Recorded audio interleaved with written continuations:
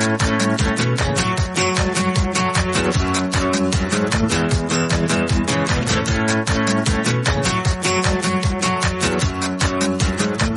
to the Books Applied podcast, presented by WSL Leadership. In this podcast, we talk about an awesome book and how to apply it to your work, sport, or life. I'm your host, Iggy Perillo. Thanks for joining me. On today's episode, I'm talking about Steal Like an Artist, 10 Things Nobody Told You About Being Creative with Austin Kleon. And I have two amazing special guests with me today. I have Amy Angelilli and Chandra Silverman. Can each of you do a brief intro so people know who they're listening to today? Chandra, go ahead first. Sure. Hi, Iggy. I am Chandra Sivaraman. I make software tools for personal knowledge management. I also have a day job as an engineer. I have a tech blog that I write at selfreflabs.io, and I also post on LinkedIn. Awesome. Thanks. Amy, tell us about you. This is Amy Angelilli, and I'm the Chief Adventure Officer of the Adventure Project. And I lead people in playful adventures using improv and laughter so that they can become a better version of themselves. And then hopefully, if they're in a team setting, the team can then become a better version of itself. Awesome. Great. And for folks out there who may be wondering, are any of you artists? Maybe not in the formal, technical, specific painting, hanging in the Louvre sense, but I think we all engage in very creative endeavors in the work that we do in different ways, which is why this is such a fun mix of people to talk about with this book. And Chandra, you were actually the one who instigated, I feel like you're the one who instigated this conversation or brought this book to my attention. Was there something that drew you to this book, or how did you find this book, and or what stood out to you from this book? I have no memory of how I came across the book. Right. But try as hard as I might, I don't remember who exactly recommended the book to me. But I remember reading reviews and being intrigued by the content, and I just impulsively ordered it on Amazon. And it's a very small book. I went through it in a day. Yeah, and it's teeny. Yeah, Mm-hmm. and I think the title stood out for me. Steal Like an Artist. It's kind of doesn't have the word steal doesn't have a good connotation, and but I mean that's how all of us work. We're not like born. We don't come out of the womb with original thoughts. Our brains are processing signals all day long, and that's how we come up with new stuff, is by mixing and mashing up all of the inputs, all of the sensory inputs that go through our brains, and then something different comes out. Yeah, that's great that you don't even know where this came from. Yeah. That's who knows? It just came to you, which is great. And Amy, I think you actually had this book before when Chandra mentioned it. You're like, oh yeah, I have that book already, Yeah. which is why we're talking about this as a trio today. Do you know how it came to you? Yep. Mm-hmm. Oh, good. Yeah. Great. Tell us. Yeah, mine was a gift. And Mine was a gift from a fellow improviser as a going away present when I was leaving Denver and moving to St. Augustine to start an improv community in St. Augustine. Okay. And the reason that she gave it to me is because I had been known to say things like, oh, well, that's already been done, or so-and-so is already doing that. And okay. Basically, what I've come to learn since those days is, almost everything's already been done. Right. I think we talked about this, right, at one point.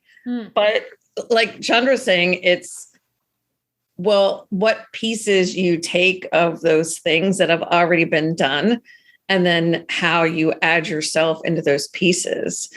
When I first moved here, I met an improviser in Florida who said to me, well, whose teachings do you follow? Who's improv teaching you? Are you, a disciple of this or of that?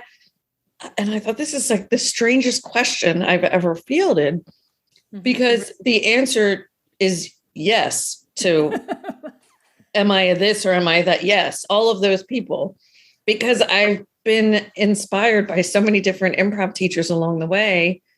And now with technology, we have access to so many improv teachers. Oh, yeah. Yeah. That I feel like my own improv voice is a big stew of all the things that I've been exposed to that have resonated with me.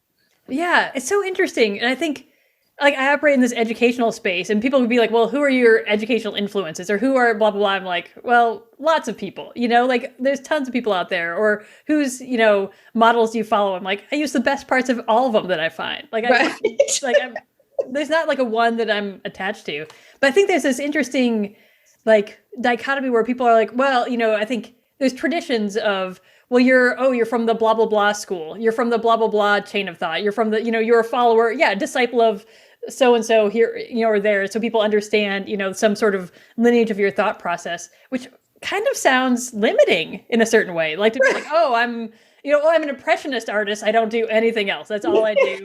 Blah, great. And you might be amazing at it and fantastic. But I think there's more to be said. Most of us, I think, don't operate in such a narrow band of specialization, maybe that you can say like, well, everything I learned from this person, I learned from that person. Right. 3 people down the line. I asked a guy once who was he worked as a mason, like a stone mason, he literally cut rocks among other things. And I was like, oh, where did you learn this? Because I didn't know many stonemasons. He's like, oh, it came from Thor. I'm like, Thor, the god of thunder? That's like your roots are Thor? Okay. And I don't know. And he said it like total straight face serious. I'm like, okay, I think, are we done with this conversation now? I don't know what's happening. It was just a very weird thought, but like he saw himself like literally as following this long chain of Scandinavian peoples and stonemasonry work all the way back to Thor. And I was like, okay, dude. That's great. Yeah, that's great that you have a connection there. And that's not at all what I expected, obviously, from that answer. That's fabulous. I'm going to have to come up with something along those lines. Yeah, like I think and you made me think of this. The Romans. The next time somebody asks me, I'm going to say, I hail from the Romans. Yeah, absolutely. Well, I think I'm Italian and I do theater. Obviously. Yes. I think it was, I can't even know whoever it says, like, there's nothing new under the sun. I think that was like Socrates. Like he said there was nothing new under the sun, like thousands of years ago, there was nothing new under the sun. Like obviously since then, nothing else new has ever happened, but yeah, there's nothing new under the sun. But yeah, we have this book, To Steal Like an Artist, which I think is, it's tiny. It's like a little square. It has like barely like 100 pages in it. And I think each page has like maybe 100 words on it. Like it's such a fast little read. And there's tons of images and pictures and little doodles and cartoons along the way. Were there any of these?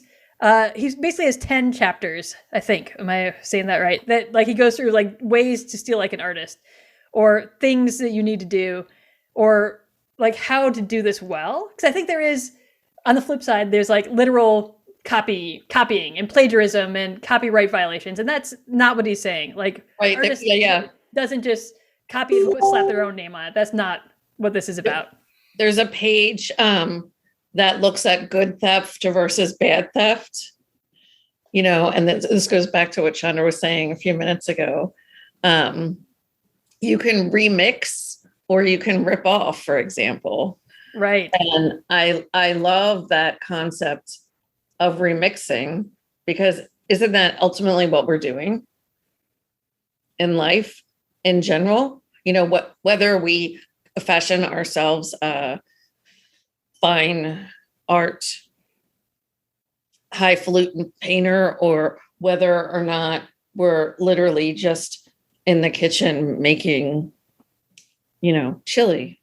We're remixing different things that have come to us along the way, and then doing what we feel works for us based on the things that we've picked up. Yeah, absolutely. Absolutely. Are there ways, Chandra, that you feel like you've applied this book or that you use this book in terms of, or the ideas from this book in your life and in your work? Yeah, I mean, some of it I've been doing before I read the book, but there were others that definitely the book opened my eyes to. And I mean, right in the first chapter itself, he kind of grabs your attention when he says that he views the world. He has this binary view of the world as consisting only of things worth stealing or not stealing. There's nothing else. It's kind of a unique way of looking at the world, where there's no good or bad, but only stuff that's worth stealing and stuff that's not worth stealing. Oh yeah, is it worth stealing? Right, that's his like deciding question: yes or no. When you're like, okay, yeah. It seems kind of, but it has this sort of negative connotation, like Amy was saying too. Right, but I mean, I think it also emphasizes the fact that you have to be selective about like the influences you let in. You don't want to just randomly mix stuff. Because if you put garbage in, garbage is going to come out. Right. So being selective about what influences you choose to let in is a key message here. And the other thing that really resonated with me was, to know yourself, you have to make things. You can't just be like a passive consumer of stuff other people make. You have to make stuff yourself, and you may not know how to do it initially, but you learn through the process of making it, and you also learn about yourself. So that is something that really resonated with me, and I think it. I had a personal experience of this too, where I was kind of stuck in my journey, my entrepreneurship journey, where I didn't really know what I wanted to do. And I was given a great piece of advice by Stephen Warley from the Life Skills That Matter podcast. A friend to all of us. Yeah, a great guy. Friend and an awesome guy. And he told me to block off like half a day every week, and just work on something that I like doing, that I really want to do, that nobody is forcing me to do. And I spent like about 6 months working on this idea that I had for managing like your personal knowledge base. And it's still kind of a work in progress, but that kind of rejuvenated the love I had for programming, which had kind of been dulled a little by my corporate job. So yeah, I mean, that make things know thyself is great advice that really stood out for me. Yeah, in my world, that means like making decisions. Even you learn from yourself from like even making decisions to take action on things is a level of learning about yourself. I'm sure you see that a lot in your world too, Amy. Yeah, for me, I liken it to a good or bad improv scene. So a bad improv scene would be if we're just talking about taking action, whereas a good improv scene is when we're actually taking the action. And that is very much the same with life. I mean, you can get paralysis by analysis, where you think about and talk about doing something. But if you take action, even if you fail, you've at least had an experience. So then you have something real that you can process and figure out, what you want to take away from that, what you want to keep, what you don't want to do again, that kind of thing. Yeah. I spent some time talking with people about their personal values, because that is like often a foundation to a lot of their choices and decisions and how they enact themselves as leaders. And people have a lot of aspirational personal values that have no bearing on what they do in their life, and like really aren't things that they live or that they are enacting. And so I have this, I mean, it takes some time to get around to like, oh yeah, I believe in honesty and integrity and all these things. I'm like, well, if someone's wearing an ugly sweater said, do you like my sweater? Do you tell them no? And they're like, oh no, I would never say that to someone. I'm like, so you don't believe in honesty, but yet you say, like, there's like not like that's like the super simple example, but like what is the thing that really matters at your core is what you do. Like it's how you act or how you take action. And I think it's sort of reflective, right? Like your actions reflect, your thoughts and learning and values. But I think for the purpose of this book, like you learn so much from doing the thing. Like you can then like sort of go for what's that called? When you look at back at something, you sort of retrospective your actions. You're like, here's where I was coming from. Here's what actually matters in this thing. And you learn so much from taking action. Like he talks about in the book, like use your hands, like just like actually do the thing and make it yourself, figure it out by touching it, typing it, whatever it is. We work in sort of very different spaces, the three of us, but you need to do the thing in order to learn from and engage with that thing. I feel that though, because when I spend long periods of time on a computer and I'm not moving through a space physically in some way, I start to feel really stagnant. And, to me, it ties in with that other piece that's mentioned here, which is, side projects and hobbies are important. And I'm lacking in side projects and hobbies because those things always end up becoming my work. Right. And back in Denver, where there was such a rich performance community, and those people wanted to be on stage all the time. Well, it's like at some point you have to get off the stage and get into life so that you have something to bring to the stage. Right. If you're trying to like amplify life and you have no experience of life, that's hard to amplify anything, right? That's great. I bet you could have a side project. I mean, if your hobby was reading, I don't know. Well, maybe that would become a full-time job for you. I don't know. I think you could. I have faith in you in finding a hobby. That's all. You do? Okay, thank you. You're willing to find a hobby that doesn't become everything, but I know what you mean. I enjoy a lot of things, and then somehow they always become integrated into my work in some capacity. Well, I think it sounds like you're inspired by that. Like what Chandra was just saying, like getting inspired by doing this side project then becomes a piece of the corporate job, the job you're doing, the project you're working on now. I think we naturally sort of absorb the influences, and I think in good ways and sometimes in unintentional ways that are not always so good. Like if you I've been listening to a lot of Agatha Christie audiobooks still, like it's been a project, it's been going on and on. Every once in a while though, I'm like, I don't know how to say this word in American English versus British English. And also I'm like, does anyone use a phrase testamentary dispositions? No, they don't. That's not how people talk. Like I just get these weird influences that are not how humans that I interact with converse. But it's just sort of like a subtle influence, from taking it in these audiobooks in fun, English accents.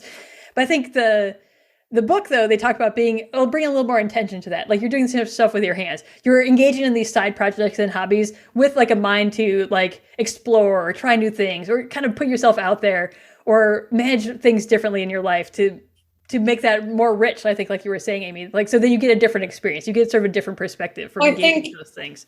I think honestly, it boils down to those two things: exploration and curiosity, and everybody can dive into those two concepts differently. Like for me, when I just got back from a great travel experience and I just wanted to like see everything. So, I mean, I just kept driving around these islands because I wanted I wanted my eyeballs to be saturated, but other people would prefer to be immersed in something that like physically shakes up their bodies, And I think both of those are valid, as are many other ways to do it, as long as you have that sense of curiosity along with you when you're doing whatever it is. Sure. I mean, it's still curious and still exploration. It just the form that worked for you or that needs the best. Fantastic. I think I like this other part where he says the secret is to do good work and share it with people. And I feel like, Chandra, the blog that you created actually is only focused on sharing your work with other people and doing like high quality work. And I don't know if that's still the case or if you've evolved your output in different ways. No, I mean, I still intend to continue writing the blog. It's just had some personal circumstances because of which I've had to suspend it for a while. But I was doing it, I think, for a few months, and it really made me intentional about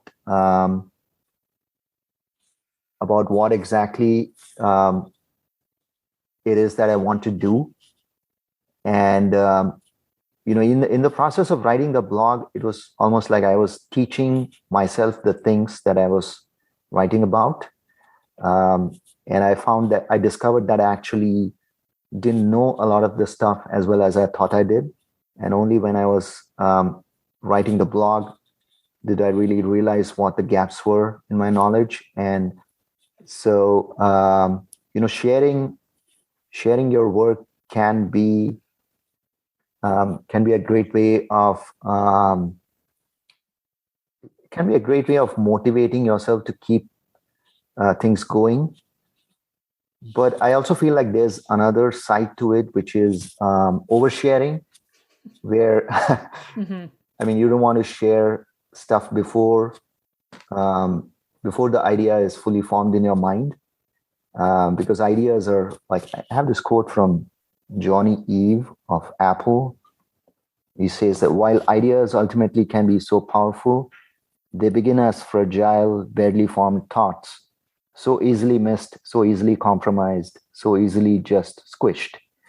So, I mean, when you have a nascent idea, you need to kind of nurture it, water it, before you kind of expose it to the world, because the world is full of negative people, and you don't want your idea to be crushed before it has had a chance to flower. Yeah. Oh, and that's funny because there's this other chapter called Be Nice, The World is a Small Town. And he's sort of talking about being nice in your interaction with people as you're stealing like an artist, to give credit or to give, to let people know of your influences when that's appropriate, or, to be kind in how you're operating within the world. Because I think you're right. There are so many people doing amazing creative endeavors. And just because someone's creative endeavor has no bearing on your life, there's this other fun quote that I love recently that I've heard that is, you don't have to have an opinion.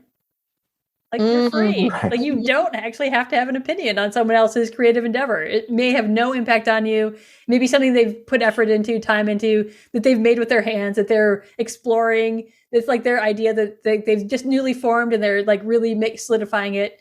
Awesome. And you don't have to have an idea on it about that. And it's okay to be nice and be like, cheer people on or shut your mouth at times, right. I guess. Maybe both. Yeah. And I just had one more thought on the topic of side projects. I think side projects they're kind of like seeds that you plant for future growth. Unless you experiment with something other than what you're currently immersed in, you're not going to have material for future growth. And it also helps to have multiple side projects, because if you get stuck on one, you can always move to another, and you can kind of engage your brain's diffuse mode circuitry. This is something I read about in a book on learning. It's kind of a book on meta learning, on how to learn, by Barbara Oakley. Oh yeah, Mind for Numbers. She's so great. I am a big fan of her. She does a great online class called Learning How to Learn, where she talks about how your brain works, and it's so good. I recommend that if you have time. It's on Coursera, I think. The Learning How to Learn class is fantastic. So she talks about focused mode and diffuse mode. So having multiple side projects is a way to engage your diffuse mode and kind of let your subconscious kick in and feed you ideas. It's like you can't actually force your subconscious to work, because then it's conscious. Right. You can't be like, I'm going to subconsciously do this. Like, that's not how you literally have to be engaged in something else. Yeah. Right. Fantastic. That's a great reason for side projects. And when you are taking in information from side projects or from just being curious, and those things end up being garbage unintentionally. We talked about garbage in, garbage out. But there's a positive twist on that, in that you do discover things that you don't want in your toolkit, in your creativity kit. The right? no list. It's okay to Yeah. have the no or not for me or whatever. Yeah. And sometimes you don't realize that something's not going to work until you try it.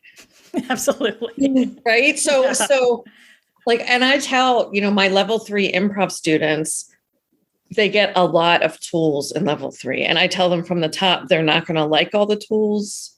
They won't enjoy using all the tools. Not all the tools are going to resonate. So, keep what serves them and, shelf everything else.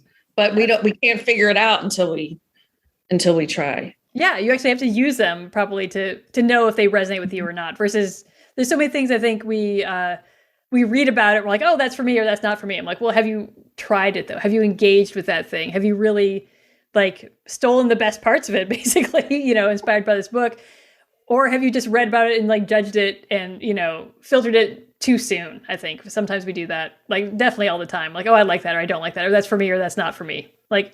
Great. And if you're not curious or interested in growth and learning, your world is going to continue to shrink if you just have, if your only limits, are what are guiding what you do. Mm-hmm. And the other great advice from this book, I like the chapter called Being Boring. It's the only way to get work done, which is, I think of this great sort of counterpoint to steal like an artist. You're active, you're doing stuff, and cut the baloney, be boring, and do your work at the same time. You can do both. It's okay. You don't have to be this frenetic sort of extrovert type of personality to do amazing creative work. And if you're stealing, you're taking little bits here and there, you're understanding, you're learning, you're experimenting, you're curious. It's okay to be boring, have your systems, do your 9 to 5, whatever it is, have your structures, essentially, I think he talks about too. It's okay to have structures in place that support you in doing your work. And I think that's again, classically the difference between a work and a hobby, whatever chosen work, assigned work. A hobby, you quit, you start, you do whatever, but work is there's output, there's structure, there's goal, not necessarily goals, but there's a format to it that you follow with some consistency. If you only write or if you only create when you feel creative, you're not really I don't know, a professional, an artist. I don't know what you're not really that's a great hobby. Create when you're creative, fun hobby. But if that is going to be something that is you take on as something that you value, that you want to pursue, with some intention, then it needs to be a practice. It needs to be something that you're boring about, that you do consistently or regularly, or, with some sort of structure to it. One of the improv greats, the grandfathers of improv, talks about being boring. And if I bring that into the classroom, my students are always horrified. It's I'm supposed to be entertaining and funny and charming and this and that. And I said, no, you're just supposed to be. Just be, because when you're just being, you're listening, you're connecting, you're in the moment.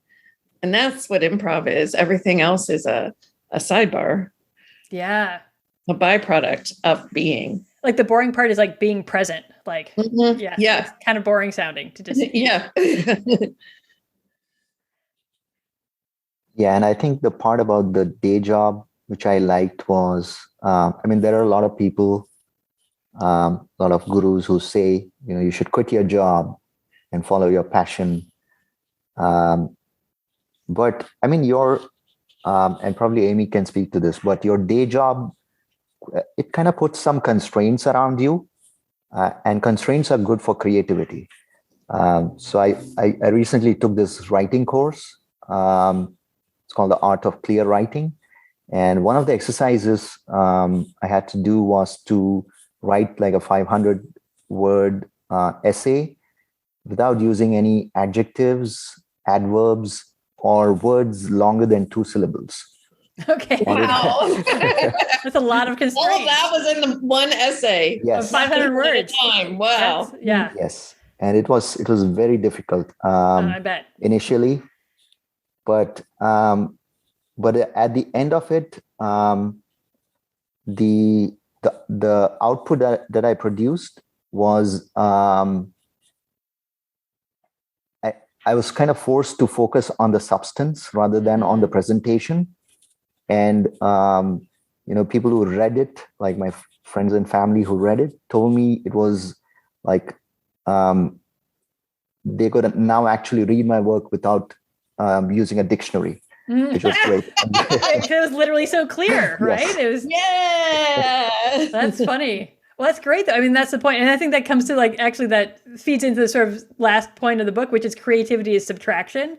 And I think what you're saying too, creativity is also limits. Like we need these sort of boundaries and limits to force ourselves to engage. It's like a problem solving, right? We are super engaged in problem solving when that's such a boost for creativity when you have something you need to solve, or the constraints on an essay that need to be really strict in a certain way. It suddenly frees you to be creative in ways you wouldn't have imagined. Like you probably would not have written like that for any other reason, in your blog or in any other thing. That's not, I'm sure, right. how you were used to writing or how you would have approached that type of work. So it's the same in my classes. I tell my students to talk less. Oh yeah, I'm sure. Yeah. Because people get nervous and they feel that if they fill the silence with words, then everything's going to be okay. And in fact, everything gets more convoluted and confusing. So it becomes harder to keep track of what's happening, and they end up working harder. Which is not always not as much flow. It sounds like then it doesn't flow as well from that point. Yeah. Yeah, fantastic. Yeah, and it's like, another example of that is Apple. They're always removing stuff right from their products. They're removing headphone jacks. They're removing, right. I don't know what else, USB ports. The simple, the sort of Scandinavian style clean design is very simple, very straightforward. There's not like ornate parts and frills and stuff like that, for sure. That sort of whole concept of sort of, I guess, minimalism in a certain sense, but streamlined, I think, is maybe more what I mean. Right. Not having anything that doesn't have a useful purpose. Right. Which then frees you to use that thing in different creative ways. It's not as, it takes, I think the theory is that takes the limits out of what you can do with the thing because the thing is so simple. Like you just have a brick, you can build anything with it versus, no, this is the type of brick that goes at a certain place at a certain, time on a certain piece of a certain building. Great to be specialized, but also great to fundamentally be creative. And I think that's really what this book to me spoke about. It was it's great to be creative. It's okay to steal. It's okay to create. It's okay to do stuff.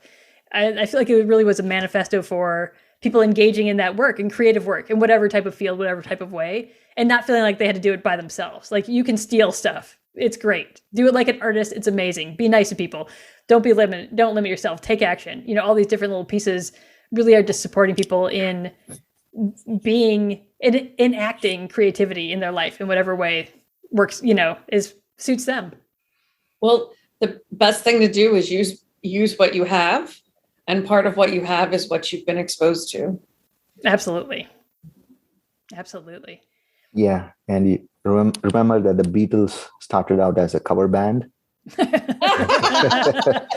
great. I think most bands probably started out as a cover band. Yeah, no, that's great. That's a great point. And yet they went on to create, and yet they took pieces, they took influences and built unique things down the road for sure. Fantastic. Yes. Well, I feel like we're winding down a tiny bit. Thanks so much for Amy and Chandra for coming and talking about this book with me today. I'm glad I could get all of that out in one sentence.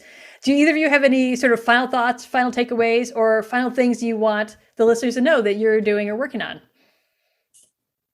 Amy, you can go first this time. Okay. I always say just Nike it, right? Which means just do it. And I have to be reminded about that too. So, I'll tap into my fellow creative pools to basically tell me what I would tell to other people, because the hardest thing you can do is deal with yourself, so if you need to hear some of these things from somebody else, then do that, because it might help you actually just Nike it. That's great. Yeah, get some good people around you to sort of support, inspire, challenge, all those things. Steal together. Yeah. Steal together. Perfect. That's great. And as far as what I'm up to, I am doing a lot of team building, team bonding, and team development using improv and laughter. And I'm doing that both virtually and getting back out there a little bit into the real world. Awesome. Where can people find you? You're at what is your website again? Or where do people find you? Yeah, adventure-project.com. That's right. Great. Thanks. Chandra, last thoughts? Yeah, thanks, Iggy, for inviting me on this podcast. And I have a blog at selfreflabs.io. That's selfreflabs.io. Yeah, feel free to reach out to me if you have any technical projects you might need help with. My parting message to you would be to make stuff and to be a producer, not a consumer. Good luck. Yes, wise words. Thanks so much. And I've had a great time talking with both of you today. Thanks very much. So fun, Iggy. Thank you. I'm glad we got ourselves together to make this happen. So thanks a lot. Thanks, Iggy. Thanks, Amy.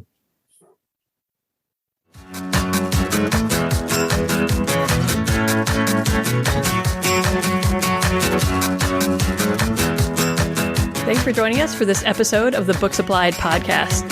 I hope you enjoyed getting to know a new book and learning how to apply its ideas to make your work, sport, or life a little bit more awesome. For more leadership education related content, including conflict management checklists, invitations to a fun free lunch that happens monthly, upcoming classes, webinars, and mastermind groups, please head over to wslleadership.com. Thanks, and have a great day.